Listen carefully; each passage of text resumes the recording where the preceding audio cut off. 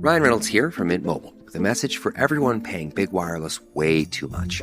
Please, for the love of everything good in this world, stop. With Mint, you can get premium wireless for just $15 a month. Of course, if you enjoy overpaying, no judgments, but that's weird. Okay, one judgment. Anyway, give it a try at mintmobile.com/switch. Upfront payment of $45 for 3 months required. New subscribers only. Renew for 12 months to lock in savings. Additional taxes, fees, and restrictions apply. See mintmobile.com.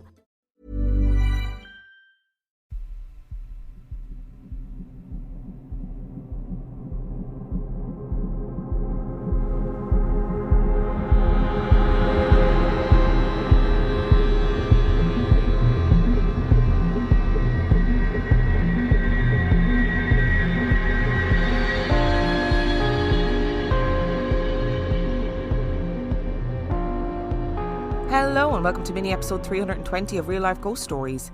And I have 3 spooky stories for you today, and the last story comes from November the 8th, 2023. And story number 1 comes from Elizabeth. This happened when I was about 16 or 17. I mentioned before that I was raised as an evangelical Christian, and I was all in when I was in high school. I went to church twice a week, went on mission trips, and even went to Christian camps in the summers. What happened with this incident still gives me chills when I think about it 21 years later. My youth group visited another youth group at a different church. The one I attended was a megachurch, and the youth group that we were visiting was also at a megachurch. The building was huge, and they had had the service in this very, very large reception room, like a ballroom. There was a round table that was propped up against the wall near the exit, and all the way across this ballroom, reception room, hall, there was another round table propped up against the wall closer to where the group was sitting. During the sermon, the table at the back suddenly fell on its face instead of just sliding down the wall. You would expect it to slide down the wall, but it just fell like someone flipped it over or just slammed it down on its face. The room was so huge and the acoustics were great. The sound reverberated throughout the room. We all turned around for a second and then turned our attentions back to the sermon. Not too long after, maybe 10 minutes or less, the table that was directly behind the group did the same thing. It was accepted that the sermon was upsetting someone or something that we couldn't see. This would have been weird enough for me had it just been left at the tables falling over. But because it's me, the story doesn't end there. At some point, I randomly got extremely hot. My face was burning hot, my body was hot, and I started to feel a little faint as a result. One of the youth leaders I was sitting with looked at me and said that I looked flushed. I couldn't figure out what was going on and went to the restroom to splash water on my face and pull myself together. When I got to the restroom, I walked to the sinks, looked in the mirror and did not recognise myself. My eyes were a different colour. They're normally medium brown, hazelish, but on this night they looked grey or possibly green. Not only that, but I was pale as fuck. I'm black with a medium complexion, but I looked several shades lighter in that mirror. I blinked a few times and splashed water on my face. It was then that I began to look and feel normal again. I've never known how to feel about this incident, but I do think that I was driven from the room for some reason. Oh, that is wild. I mean, firstly, the 2 tables falling would have absolutely frightened the life out of me. I would have been ejected from my chair with the shock, because we've all been in that situation where something slams to the ground in a large room where there's great acoustics and it just reverberates everywhere. And that'd be enough for me. I'd be like, I think we've done enough. We've done enough for today, thank you. And then to have that added experience of feeling like really, really hot and feeling faint and going to the restroom to splash water on your face, etc. How strange that you didn't feel like you recognised yourself, like your eyes were a different colour and that you were really pale. I'm really curious to know, did you tell anybody what you had experienced in the bathroom? Like, did you go back and tell any of the youth leaders or whoever was giving the sermon, hey, this weird thing happened to me and I would like to tell somebody about it? Because I would be curious to hear their perspective on it, whether they would believe that whatever they thought was interrupting the sermon or didn't like the sermon had somehow impacted you or affected you. I also would love to know if you were the only person that this happened to. Like, maybe there's a history of people having weird feelings and feeling flushed and looking different in the mirror, you know, that kind of thing. Maybe there's a history of that in the building. I'd love to know. And story number 2 comes from E.J. The house I'll mainly be talking about is from the Civil War era and has a Victorian style layout, and therefore had many owners before my grandparents moved in. Even before my sister and I were born, everyone in my immediate family have had unexplainable experiences, except for my sister and my grandfather that I know of. I'll talk about the one experience that made me a confirmed believer. When I was younger, the house never gave me bad vibes because I was always around my grandparents or someone else in the family, so I was never alone. The more I grew up, I remember letting curiosity get the better of me, so I started going off on my own a lot more. So fast forward when I graduated from high school. I walked upstairs and told the spirits that I wanted to see or hear them in some way. Before you tell me that I'm crazy, the spirits of this house are benevolent and harmless, and only interact with living people if you ask them first. I don't remember when or how the topic of spirits and the paranormal came up, but when I asked about it, not expecting to get an actual answer, both of my parents have had experiences. Of course, being a child, I was too curious for my own good and asked for details. I wasn't a believer at this point yet, but I was always open to the idea, so when my parents told me about what they had experienced, I wanted to have my own story to tell. When I was in my early 20s, my grandparents started a thrift store business in a strip uptown from where they lived. In the summer of 2018 or 2019, my grandma's mobility was slowly deteriorating and she couldn't get around, so she needed some help with going through donations. I reluctantly agreed to help. And I say reluctantly because it wasn't the house that made me uncomfortable, it was being around my grandmother. All I'll say is she wasn't the best grandmother to me, so I don't know why I agreed, but I digress. Since I had my licence but no car yet, I agreed to stay with them at the house to make it easier. When it came time for sleeping arrangements, she'd asked me if I wanted to sleep on an air mattress with sheets or the guest room upstairs where there was an actual bed with blankets and one giant pillow. I chose to go upstairs and Grandma nodded and sent me on my way. With that, I grabbed my backpack and used my phone flashlight and walked down the hallway leading towards the stairs and quietly went up. Once I had set foot on the landing, I started feeling like I was being watched. But instead of playing into the fear and curiosity, I walked to the guest room and went about my routine for bed. Keep in mind, this isn't the first time I've stayed upstairs, so by this time the spirits knew me. I had made an unspoken rule with myself that it wasn't my house, so I respected their property and space, so I'd stay in the guest room for the night and make the bed in the morning.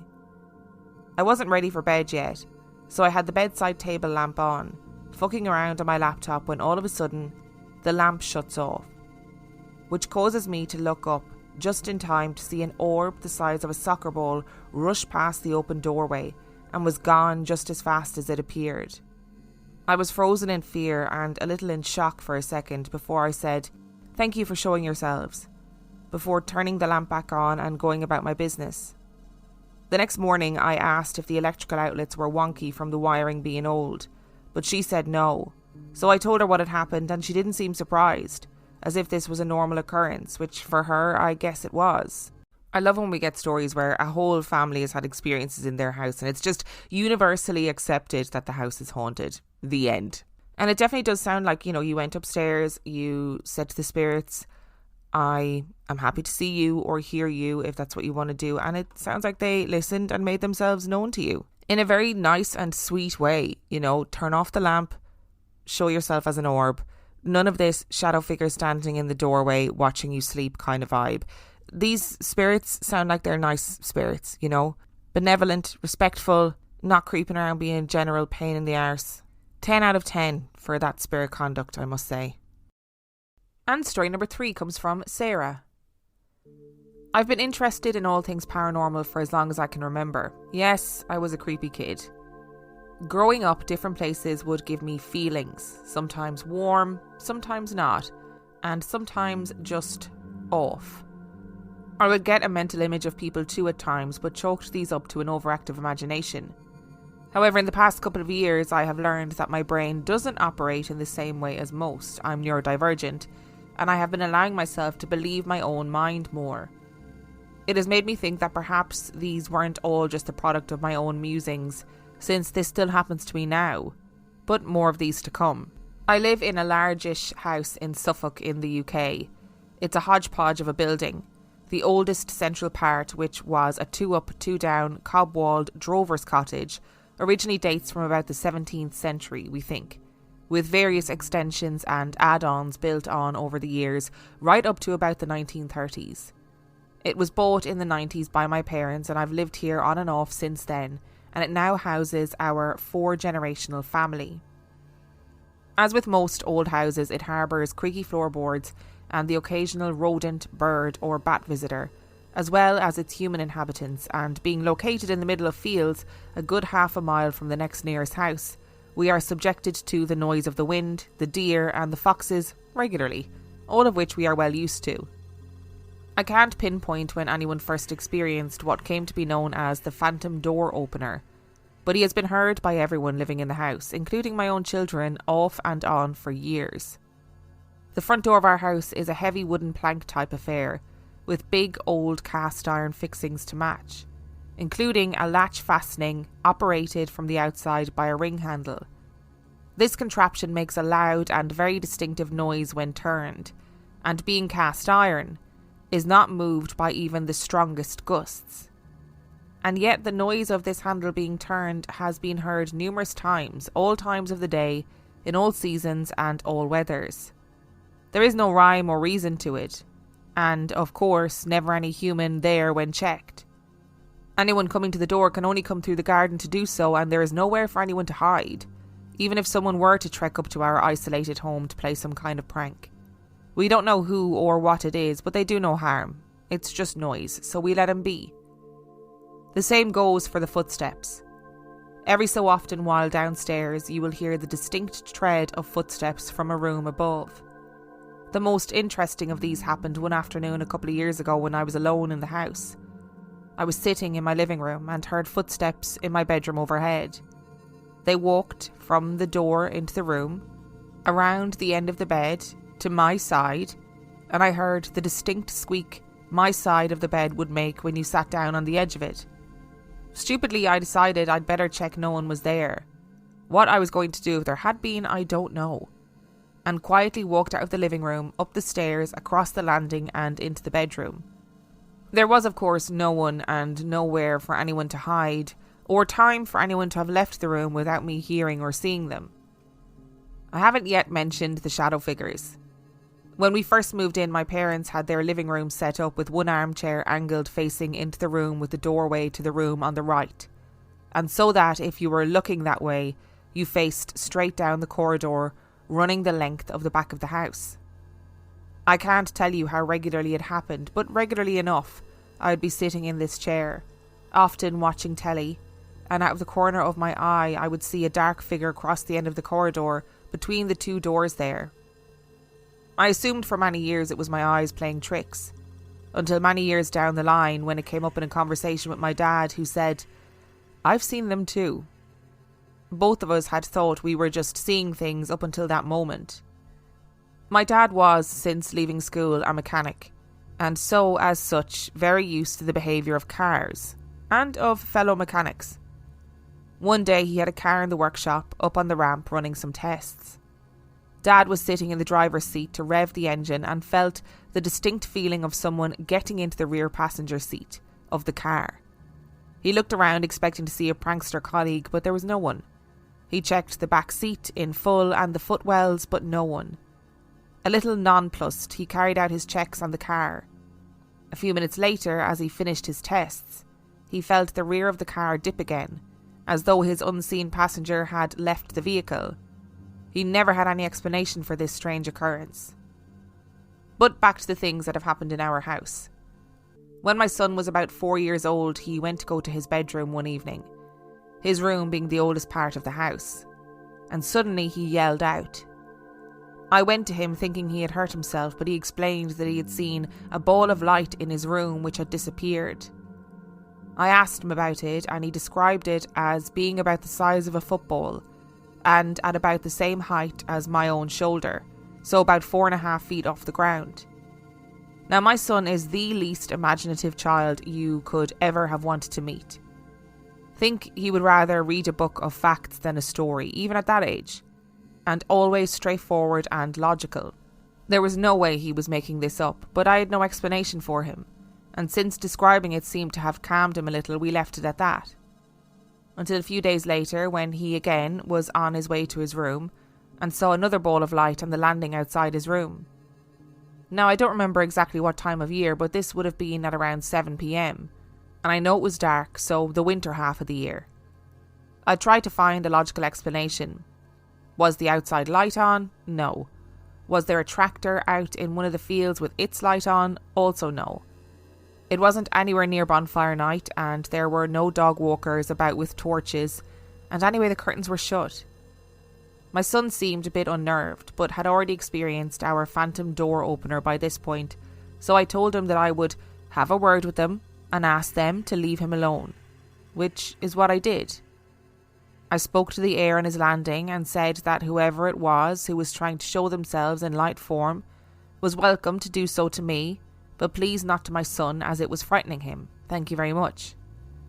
None of us have seen this phenomena since. At the start of this email, I mentioned to you that I can see people in my mind's eye at times, and a couple of these have been in this house. When I was in my early 20s, a former boyfriend died in a car crash, and while I hadn't seen him in several years, I went to his funeral and grieved the loss of a young soul gone too soon. Since we were no longer close, I didn't really think of him on a daily basis, even after this though.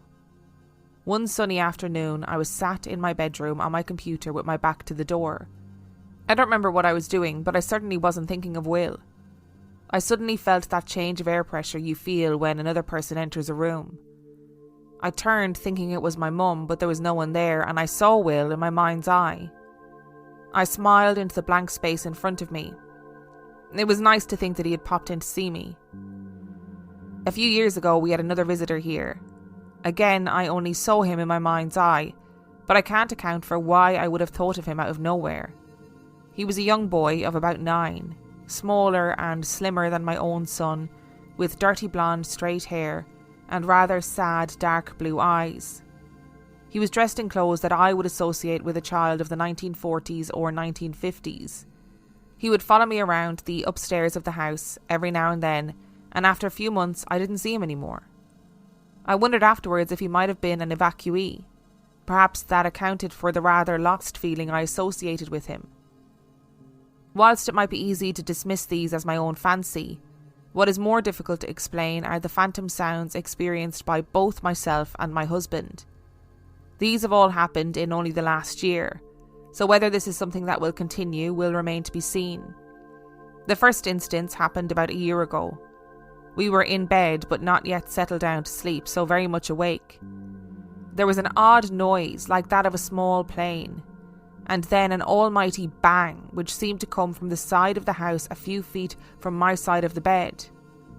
We both leapt out of bed, and our first reaction was to check on our daughter in the next door room in case something had happened in there, although the noise didn't sound like it. She was sound asleep and nothing in the room was out of place. We went outside and did our best to check that we hadn't been hit by a rogue tree branch coming out of a tree or some such, but no branches, no tiles loose on the roof, chimney still intact. In fact, nothing whatsoever to account for the enormous noise we had experienced. A few months back in the summer, we were in bed and asleep this time. In fact, it was the early hours of the morning, when we both awoke with a jump to what sounded like a very loud alarm going off. We both heard this thing sounding for at least a couple of seconds once we were awake before it suddenly went silent. Now, we have a smoke alarm just outside our bedroom door and have been woken in the night by the backup battery dying before, but this was not that, and we tested it just to make sure. We also checked the carbon monoxide alarm. It wasn't the car alarm or our phones. It wasn't anything we could tangibly pin down, and no one else in the whole house heard it. The most recent odd sound happened a couple of weeks ago, but only to me. I woke in the early hours and found myself fully awake, which is not usual. I'm a very sound sleeper. As I lay wondering what had woken me, I heard a very distinct 3 knocks on our kitchen door. It was 3 deliberate and separate knocks, not the kind of tap-tap you would make to attract attention, but slower and deliberate. I lay awake wondering if someone were trying to get in or what else would happen, but nothing did. I'm still not sure what to make of that. To round things off, I'll tell you the few happenings from my workplace as well. For yes, I am blessed with goings on there too. I work in what was once a Georgian townhouse with an older building attached to the rear of it, which has been offices now for many years. When I started there, I would go and make tea in the little cubbyhole room off the upstairs landing and would, for a while, feel there was a lady standing on the landing in the doorway where the older and newer sections of the buildings meet, just watching me. I always felt that she was sizing me up. She seemed to be in her 50s or 60s, a little shorter than me and dressed in a brown or grey dress with a white apron over and a white bonnet with a frill at the edge. I got the impression that she was a housekeeper figure. After a while, I ceased to see her, and that area of the building has since been remodelled. I work in a small room on the ground floor on my own, and once I suddenly smelled an aftershave which did not belong to any of my colleagues, and I had the impression of a small elderly man standing behind my left shoulder and smiling over me. I've also seen keys swaying in a cupboard lock in a way that was impossible to recreate. I did spend some time trying. And many of us in the building have smelled the scent of candle smoke about the place with no reason for it. I hope you've enjoyed my odd experiences. I'm not exactly sure what they all are. I suspect that for some, and perhaps all, there will be a rational explanation one day. But if they are indeed the shades of those who have gone before, then I personally feel they have as much right to exist there as I do, and are probably wondering what I'm doing there too. Sarah, I think that's such a healthy way to look at it. Like, just realising that if you could see them, they are probably aware of you, and they're probably thinking, hang on a second, what is she doing here? Especially if we think about it in terms of residual energy, you know, ghosts or entities that are the souls, spirits, energies of people who have passed away, who are just knocking about their house, and then they're like, wait a second, what are you doing here? And I also have a lot of respect for the attitude of, there's something in the house that slams the door. There is something in the house that stomps around with footsteps, you know, and we just accept that. It's just noise. We let him be. It's not going to harm anybody. We know it's there, but I do appreciate you going upstairs to check on the footsteps, because I'm like that too. My first instinct would be like, I'm going to go check, with no thought for what I would do if there was, you know, a murderer or a robber in the house. What would I do then? Nothing. Cry on the spot immediately and be brutally murdered. I would have no forward plan. I'd be like, I'm going to go upstairs and see what's the plan for if it's a ghost and you see that ghost standing or sitting on the edge of your bed. What's the plan? Nothing. There is no plan. And in terms of like the shadow figure that you and your dad would see kind of cross the end of the corridor between the two doors, it does sound like that, the footsteps, the door slamming, that all seems to be connected. Like whatever it is just going about its business in the house. And I guess the thing is with kids, like we always talk about how kids are more sensitive to things. So maybe it was easier for whatever's in the house to show themselves as light to your kid, because he was going to be the one that was going to be more sensitive to it and more ability to see it. And it kind of, I think it does back up your point that these whatever's in your house, these entities, ghosts, spirits, whatever they are benevolent and kind, because you said, look, I appreciate you showing yourself to the kid, but please don't, because you're freaking him out. And they listened, and they did that. It's really interesting as well how you talk about being able to see things in your mind's eye and see people in your mind's eye. And I do think that's the way a lot of psychics describe their ability, that they see people or images in their mind's eye and then they relay them to people, and obviously that person has a connection to it. I'm pretty sure that my aunt, when I've spoken to her about her psychic mediumship, has described it as being able to see things in her mind's eye. So I don't know whether you have considered maybe exploring that more, or maybe the kind of art of accepting yourself as an adult and saying, no, this is just what my brain does, and this is okay, and this is acceptable, and this doesn't mean that I have an overactive imagination or that I'm hallucinating or any of those things. This is just how my brain operates. I wonder if that, I would love to know if that has made you more open to things or made you experience things more. And to be really honest, I genuinely don't know what to say to explain or to try and analyse those noise that you heard. You know, that roaring sound of a small plane and then an almighty bang, like a crash. I would be checking to see if there were any plane crashes, like small plane crashes in the area, because you'd never know. That sounds pretty residual too. And I wonder with the other sounds, is it just because this house is some sort of, paranormal hotspot? I hate using the word portal, but you know what I'm trying to say. Like, this is a paranormal hotspot because other things are moving around. It gives other things permission or the energy or the power needed to make sounds. These residual sounds are happening. These knocks, these bangs, these crashes, these beeping sounds of alarms. Maybe it's all connected. And maybe it's all about the energy of the house or the energy of the land even that the house is on. Thank you so much for listening to today's episode. Thank you to Elizabeth, E.J and Sarah for sending in your stories. Remember, the last story came from November the 8th, 2023. And if you would like to send in your story, you can do so by emailing it to reallifeghoststoriespodcast@gmail.com. You can also check out the website reallifeghoststoriespodcast.com. And if you are desperate for some extra content, you can subscribe to the Patreon. That is patreon.com/reallifeghoststories, where for $5 a month or $2 a month, you get access to heaps of extra content, as well as every single main and mini episode completely ad-free. And on that note, I shall see you next time.